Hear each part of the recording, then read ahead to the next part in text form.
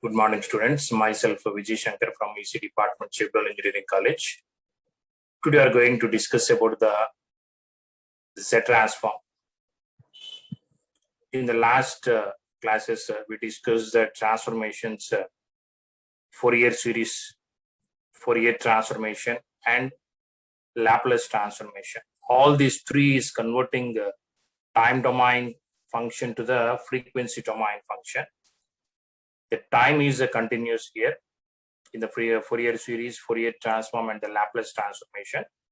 X of t is the input function, converting that x of t to the x of k as a Fourier series, x of omega as a Fourier transformation, and x of s is a Laplace transformation. Means converting the continuous time function to the frequency domain function. But the time domain function is a continuous there. In this Z transformation, it is also converting the time to frequency only, but the time is not the continuous time function, it is a discrete time function. A discrete time function x of n is converted into the x of z. X of n is converted into the x of z. Nothing but it's a Fourier transformation. It's a discrete time Fourier transformation, simply saying that. It is generalized by the discrete time Fourier transformation. The transform is generalization of the discrete time Fourier transform. We learned in the previous, it is a chapter 5, it is here, but here previously we learned. As we will see, the Z transform allows us to study some system properties that discrete time Fourier transform. See, actually the discrete time Fourier transformation, in the Fourier transformation, what is the definition of the Fourier transformation? The x of omega is equal to integral. What is the definition of Laplace transformation? X of omega is equal to integral minus infinite to infinite and minus infinite to infinite. Taking off the time domain signal in both the cases and multiplying the e power minus j omega t dt. Instead of j omega, we can replace the s, it becomes of Laplace transformation. So before also we learn the exponential Fourier series, the integral minus infinite to infinite or 1 by t, the integral t, the x of t e power minus j k omega naught t dt, j k omega naught t dt. All it is a time domain functions converting into the frequency domain functions. X of omega is a Fourier transformation, x of k is a Fourier series, and x of s is a Laplace transformation. But coming to the Z transformation, we are not taking the continuous time signal x of t. We are not taking the continuous time signal x of t. Here, the signal is discrete time signal x of n. And the Z transformation definition saying that x of z is equal to, we are not using the integral because it is a continuous time signals, and coming to the Z transformation is a discrete time signals. Sum of n is equal to minus infinite to infinite x of n. Instead of integral, here we are using the sum of, because it is a x of n, the time domain signal, what we are saying here, it is a discrete time signal. And these three are the continuous time signals. X of n and z power minus n. Z power minus n. Whatever here, it is exponential, negative exponential, and here also the negative exponential.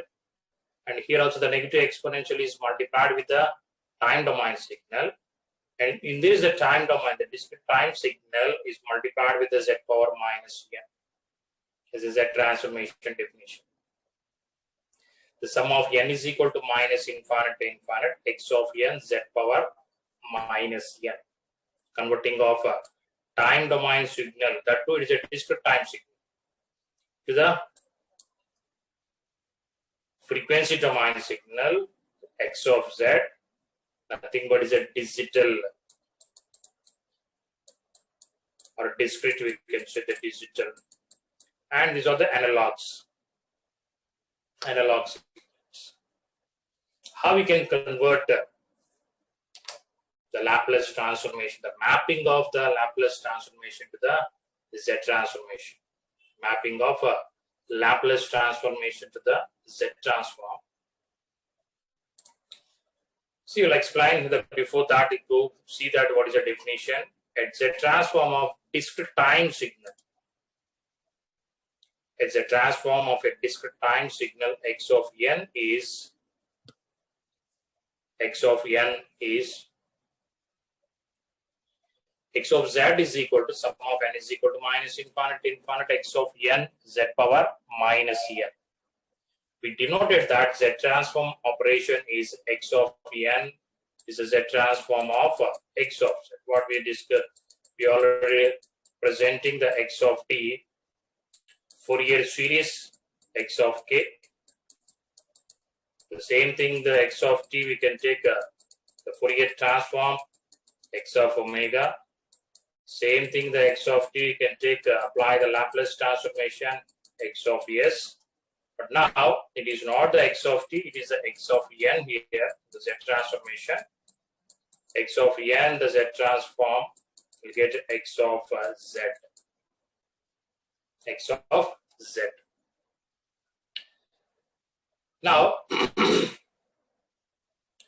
z is nothing but in terms of the complex number.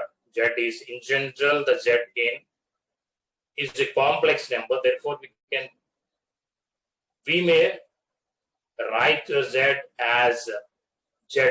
So x of or the x of x plus iy is a rectangular form.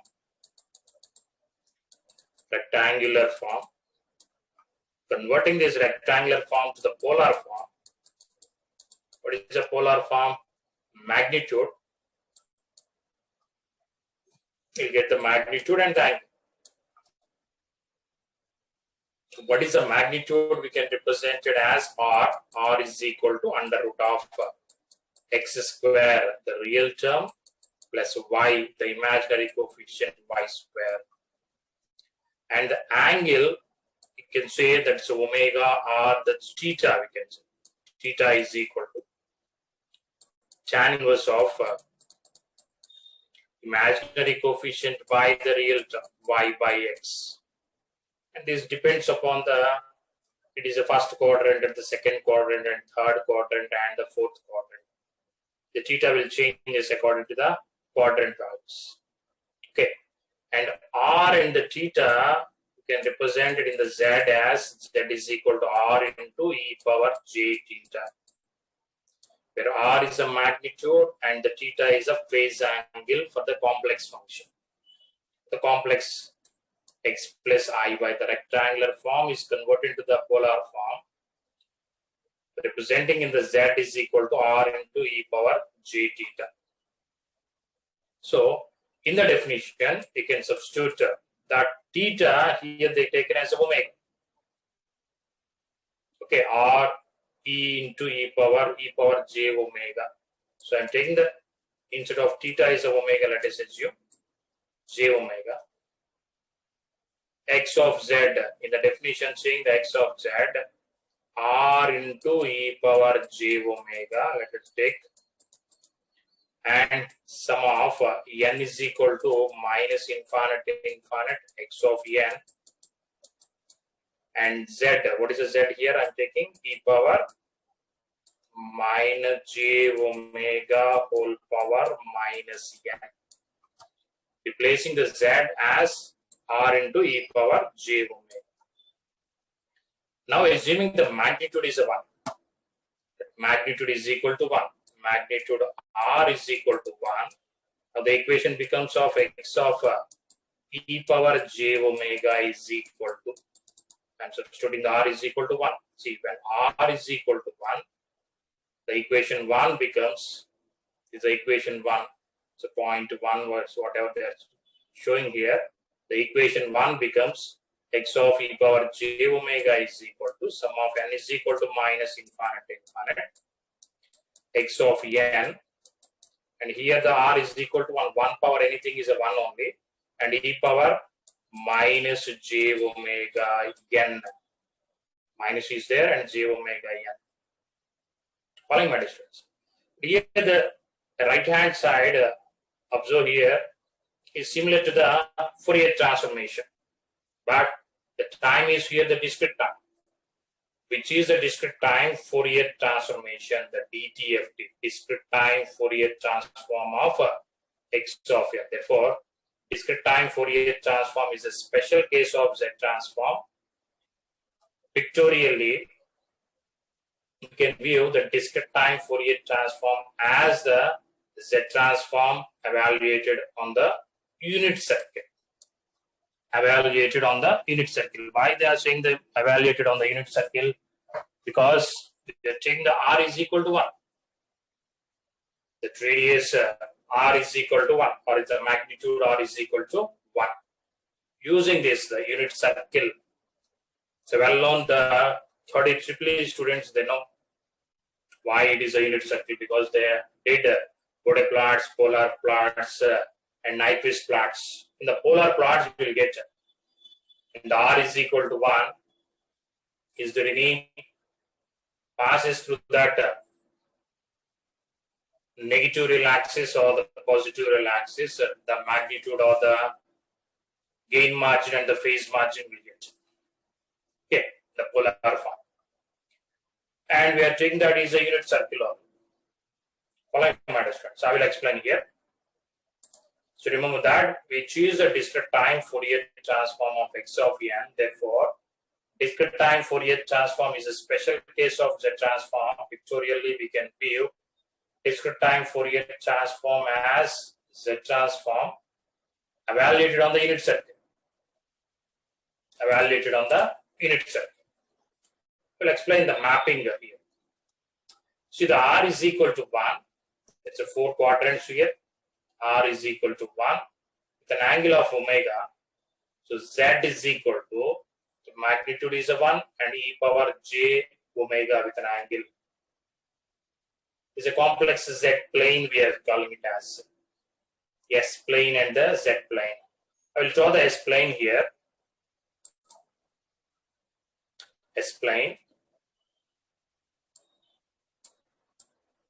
See, in the S plane, there is a ROC is a region of convergence. S is greater than A, S is less than A.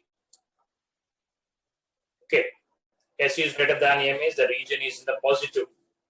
So mu of t, whenever there is a step function mu of t, the S is greater than A. The region of convergence is totally the greater than A in the positive side of the values. And S is less than A, it is a folded function of the step mu of minus t. And the negative sign is also for S is less than A. Means the negative real axis, the left hand side. For the stability, whenever if we go for the stability, we can find out the mapping of S plane to the, let us assume this is Z plane. When in the mapping of S plane and the Z plane, here S plane means the sigma is a real axis and the j omega is a imaginary axis. Since S is equal to sigma plus j omega and sigma is equal to 0, it becomes of a Fourier transform. And the Z transform is R is equal to 1. The magnitude is equal to 1 is on the unit circle. It becomes of the Fourier transformation, nothing but the discrete time for Fourier transform. There is a relation is there for Laplace transformation, Z transformation, and these two are related to the Fourier transformation also. Okay. Coming to the stability.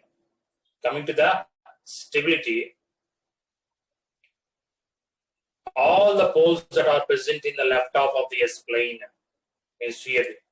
All the poles that are present in the left half of the S plane. This will get in the control systems. Triple students, they know the poles, whatever we have. Poles means in the given equation, the denominator roots. Is there any numerator and the denominator we have? The numerator roots we can call it as a zeros, and denominator roots we can call it as a poles. The poles that are present in the left half of right half of the S-plane, right half of the S-plane, system is unstable. Any one pole, and the poles that are present in the left half of the S-plane, left half of the S-plane, system is stable system. Poles, remember my dear students, the poles that are present in the left half of the S-plane, the system is a stable system. Any one pole that is present in the right half of the S-plane, the system is unstable system. And a pole that is present on the imaginary axis, we can call it as a marginally stable system or conditionally stable system. So three conditions will get. When we'll get it is imaginary, the quadratic expression, which are having the roots that we will get by using the minus b plus or minus square root of b square minus 4ac. Is there any complex roots we have? Are the complex roots in the poles that are present on the imaginary axis, then the system saying that is a marginally stable system. Okay, the left hand side and also the on the imaginary, we can call it as a stable, but it is a conditionally stable system. Conditionally stable system. If any one root that is present in the right half of the S-plane, if any one root that is present in the right half of the S-plane, the system is unstable. Coming to the Z-plane, the mapping here. This is Z. Z is greater than A and the Z is less than A also. And Z is equal to A. These are the three conditions we have. Let it is Z is greater than R. A is nothing but you can take is a radius of here, the unit circle. Let this a unit circle 1 and minus 1. And this one is a minus 1j and this is a plus 1j. The circle around with the radius of 1. Z is greater than A or Z is greater than R. Here showing that is with the radius R, and Z is less than R and Z is equal to R. So I am taking Z is greater than A means outside the circle. Outside the circle, total. This total outside the circle means here the greater than the minus 1, less than the minus 1, and greater than the 1 here, and this also the less than the minus 1 and the greater than the 1 imaginary axis, greater than outside the circle is. Less than means inside the circle. Z is less than R because inside the circle, the radius is inside. Z is equal to means on the circle. Now the mapping here, the stability in the Z plane, is there any roots that are present in the left half of the S plane means the stability will get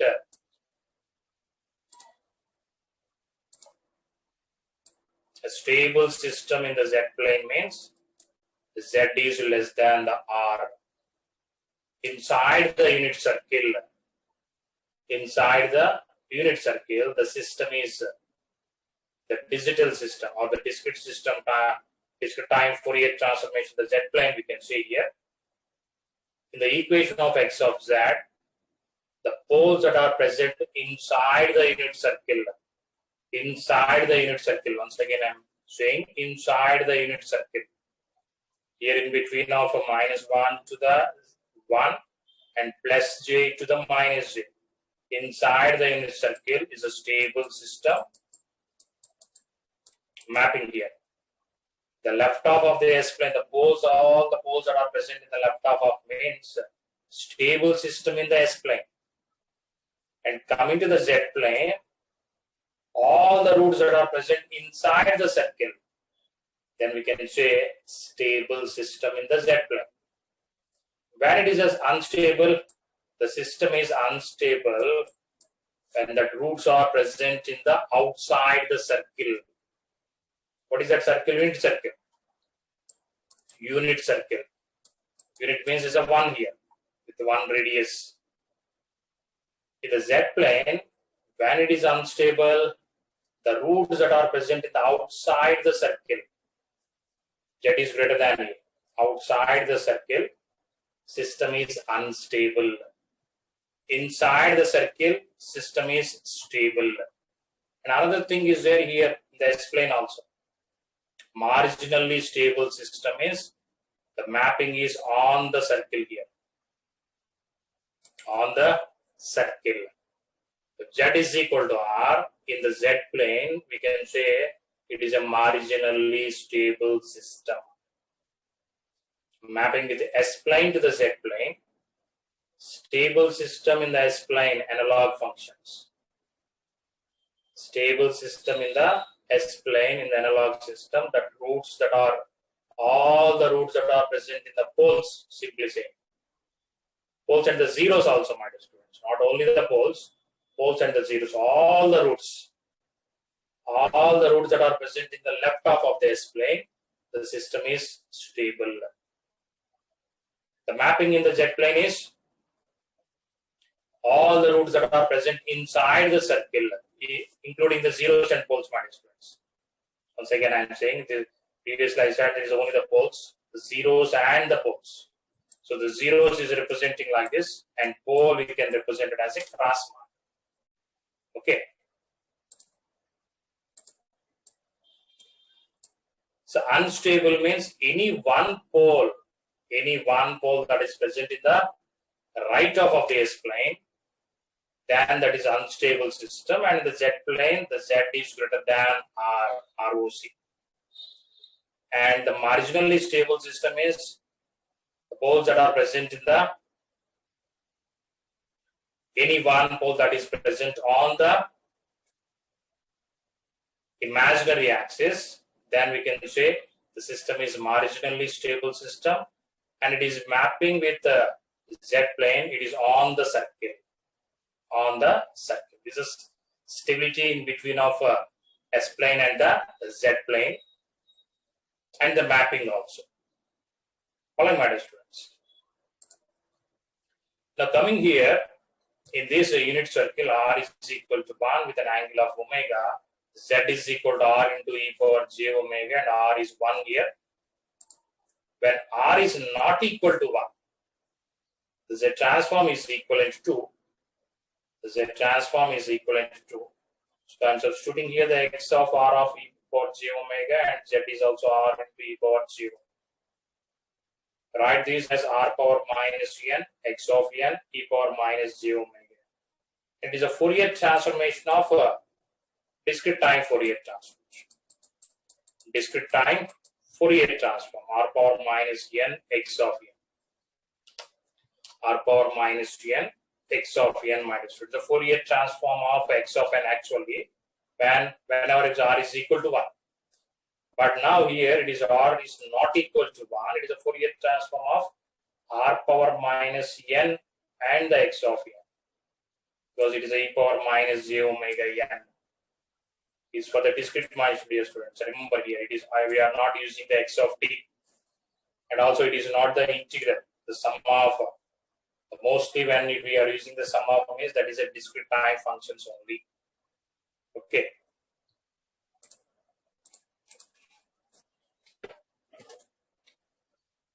Now take the one example here. Example, consider a signal x of n is equal to a power n mu of n. In the Laplace transformation also we find out the e power minus at mu of t. E power minus at mu of t. 1 by S minus A or S plus A. Got it, my dear students? It depends upon the e power minus and the plus. 1 by S minus A and 1 by S plus G.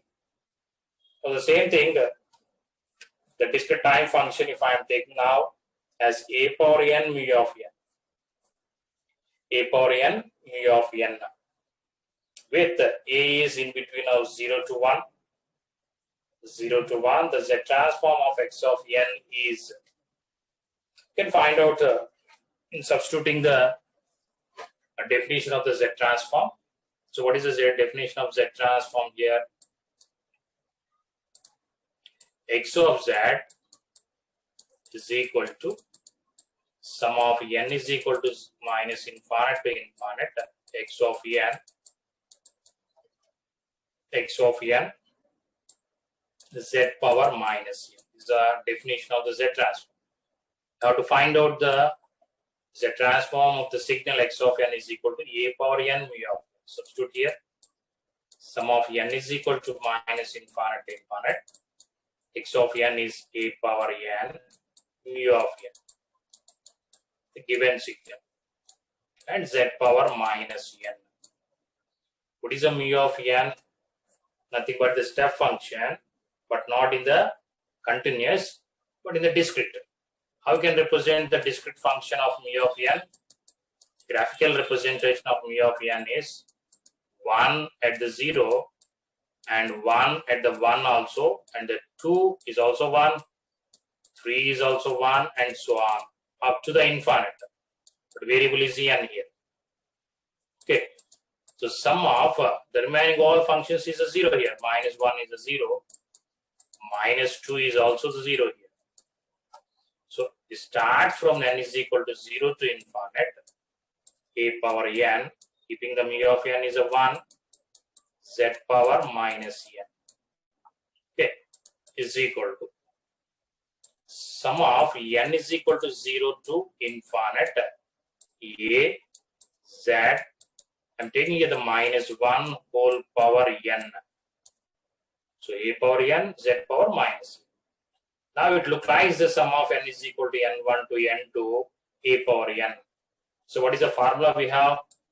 The sum of n is equal to n1 to n2 a power n1 minus a power n2 plus 1 by 1 minus a. This is a formula we have. Instead of n1, here the 0 is there.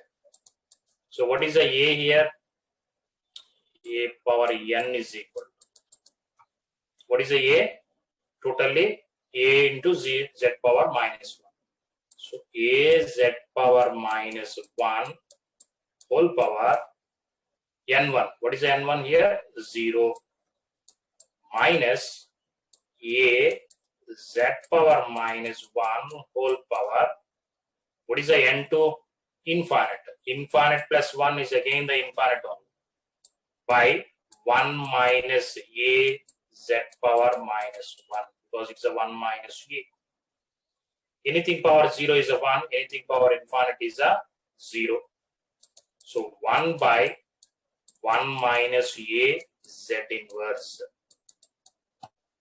X of z is equal to, we got x of z is equal to 1 by 1 minus a z inverse.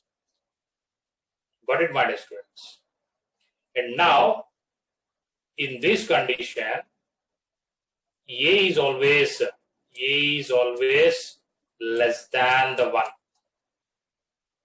A is always less than the 1. Whenever you can use this formula, a is less than the 1. Otherwise, you will get the negative value. So, what is the a here?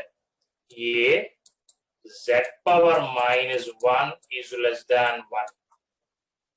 And z power minus 1 means a by z is less than 1. And a is less than the z, but z is greater than a. This is ROC. Z is greater than a. Is ROC is outside the circle. See, the a is the dotted lines showing here and the shaded here. The shaded, whatever the shaded area is there, that is the ROC for A power n V of n. A power n V of n. Z is greater than A is the ROC for x of n is equal to A power n V of n. Remember here, my students, V of n in the Laplace transformation is right sided. In the Z transformation is outside-sided. Outside the circle, Z is greater than A. The total outside the circle. Here the shaded area is there. The gray color. For A power n mu of n, the Z transformation is 1 by 1 minus A Z inverse. Using this condition here. And also n2 is greater than n1, definitely. And these two conditions satisfy, then only you can use this formula.